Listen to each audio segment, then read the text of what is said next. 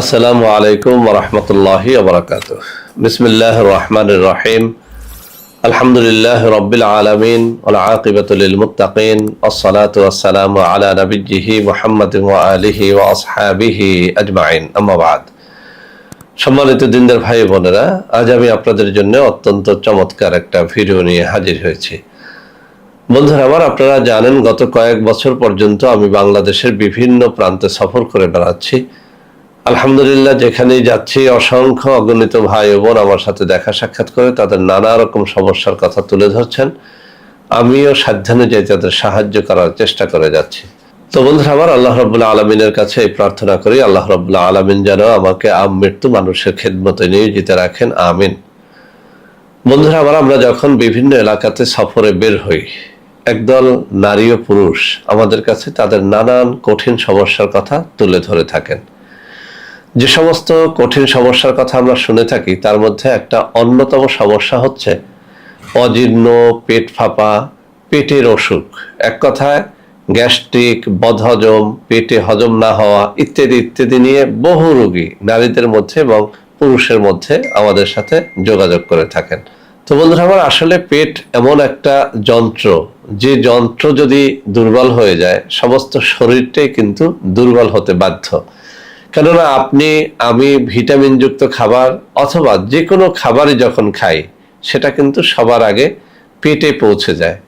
পেট যদি সেটাকে সুন্দর করে হজম করতে পারে তাহলে ওই খাবারের ভিটামিনটা আপনার আমার দেহ পেয়ে যায়। কিন্তু পেট যদি সেটাকে হজম করতে না পারে তখনই দেখা যায় যত গোলযোগ, অর্থাৎ শরীরটা ভালো থাকবে না, ঘুমটা ঠিক হবে না, যৌন শক্তি ঠিক থাকবে না। এক কথায় নানা রকম গোলযোগের মূল হচ্ছে পেট। এই জিনিসটা আমরা অনেকেই অবহেলা করে থাকি, পেটের কদর করি না, পেটের যত্ন নিই না। আর যারা পেটের যত্ন নেয় আপনি লক্ষ্য করে দেখবেন যে তারা সারা জীবন একটা সুস্থ জীবন যাপন করতে সক্ষম হয়, আলহামদুলিল্লাহ। তো বন্ধুরা আমার কাছে যত যৌন রোগীরা আসে তাদেরকেও কিন্তু আমি একটা কথা বলে দেই যে আপনি যদি ভালো থাকতে চান তাহলে আপনার পেটের যত্ন নেন। কেননা আমি হালুয়া দিলাম বা বিভিন্ন ধরনের খাবারের কথা উল্লেখ করে দিলাম, আপনি খেলেন, কিন্তু আপনার পেটে বদহজম, পেট সেটাকে সহ্য করতে পারলো না, আমাশার কারণে অথবা যে কোনো কারণে বদহজমের মাধ্যমে পেট সেই ভিটামিনটাকে পায়খানার সাথে নামিয়ে দিল, আপনার দেহ পর্যন্ত পৌঁছাতে পারলো না। তখন কিন্তু আপনি যৌন রোগ থেকেও সেরে উঠতে পারেন না, কোনো রোগ থেকেই তখন কিন্তু আপনি সেরে উঠতে পারেন না। তো বন্ধুরা আমার, আজকে আমার ডান হাতে থাকা এই যে বই, অত্যন্ত চমৎকার একজন লেখক হাকিম M.A. কালাম পাটোয়ারি, অত্যন্ত চমৎকার একজন ভালো মানুষ, একজন হাকিম। প্রায় 12 খণ্ডের এই বইয়ের মধ্য থেকে আমি পেটের উপরে অনেকগুলো রেমেডি নিজে তৈরি করে খেয়েছি, অনেক বন্ধু বান্ধবকে দিয়েছি, আলহামদুলিল্লাহ সবাই উপকার পেয়েছে। তো সেই জন্য আজকে আপনাদের সামনে এখান থেকে একটা রেমেডি আমি উপস্থাপন করব, যে রেমেডিটার মাধ্যমে শত শত রোগী আরোগ্য লাভ করেছে, আলহামদুলিল্লাহ। তো বন্ধুরা আমার, আমি একেবারে আপনাদের সামনে এটার স্ক্রিনশট তুলে ধরবো, তার আগে একটু পড়ে শোনাবো। এখানে ভূমিকায় অনেক কথা বলা হয়েছে, কেন পেট খারাপ হয়, কেন অজীর্ণ হয়, পেট ফাঁপা হয়, আমাশয় হয়, অনেক কথা, আমি সেদিকে যাব না। আমি ওনার ফর্মুলাটা শুধু তুলে ধরবো। অনেকগুলো ফর্মুলা দিয়েছেন, তার মধ্যে এখানে যেটা আমি আজকে উপস্থাপন করব সেটা হচ্ছে ওনার ফর্মুলা নং 1, যেটির মাধ্যমে আমি বহু ফল পেয়েছি। ফর্মুলা নং 1, উপাদান সমূহ।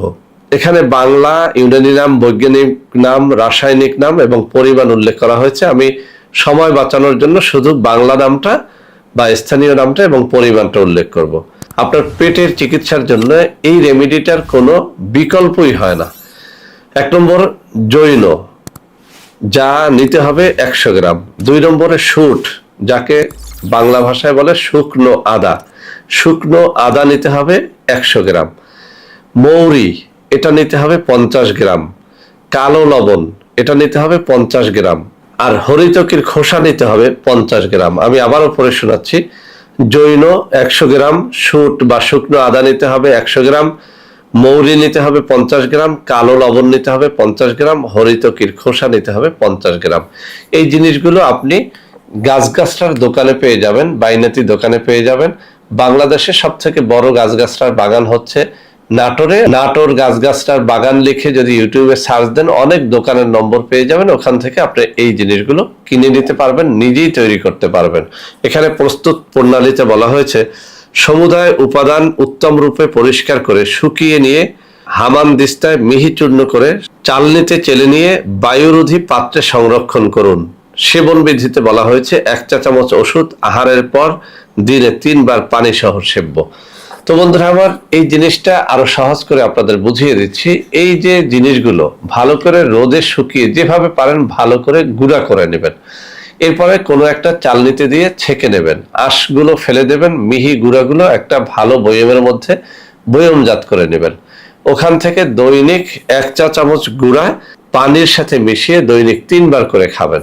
ইনশাআল্লাহ আপনি খেয়ে দেখেন, এটা আমি বহু রোগীর উপর প্রয়োগ করে দেখেছি, আলহামদুলিল্লাহ 100তে 100 ফল হয়। যারা বলেন যে আইবিএস এর কোনো চিকিৎসা নাই, আইবিএস এ কেউ একবার পড়লে সেই রোগ থেকে সে আর সেরে উঠতে পারে না, আইবিএস না, আপনার পেটের যাবতীয় রোগের জন্য এই রেমেডিটা আপনি তৈরি করেন। আপনি যদি তৈরি করতে না পারেন আমাদের সাথে যোগাযোগ করেন, আমরা এটা আপনাকে তৈরি করে দেব। সেক্ষেত্রে 1 মাসের ফাইল, 2 মাসের ফাইল, 3 মাসের ফাইল বা 4 মাসের ফাইল আমাদেরকে জানাবেন, কোনটার কত দাম হবে সাথে সাথে আমরা আপনাকে বলে দেব। ইনশাআল্লাহ আমরা খরচ রেখে সামান্য আয় করে এখান থেকে আপনাদেরকে 1 মাস, 2 মাস বা 3 মাস বা 4 মাসের কোর্স দিয়ে দেব।